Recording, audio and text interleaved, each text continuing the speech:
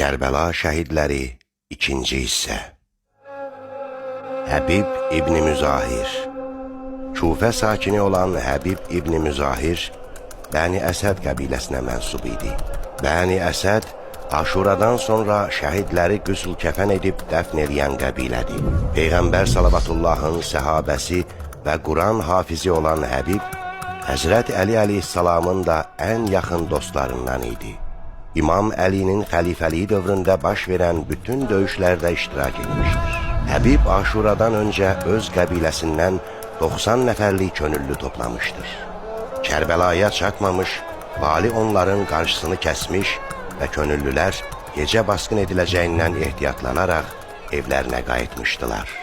İmam Hüseyin əleyhissalam hadisəni öyrəndikdə "La hövlə və la qüvvətə illa billah" deyərək Allah'tan səbr və yardım diləmişdir. Aşura günündə qoşunun sol cinahına rəhbərlik edən Həbib 62 düşməni öldürmüş, bu mübarizənin sonunda Bəni Təmim qəbiləsindən olan döyüşçülər tərəfindən 75 yaşında şəhid edilmişdir. İmam Hüseynin Həbiblə bağlı sözləri belə nəql olunur. O mənim can bir, qəlb bir qardaşım və dostlarımın himayədarı idi.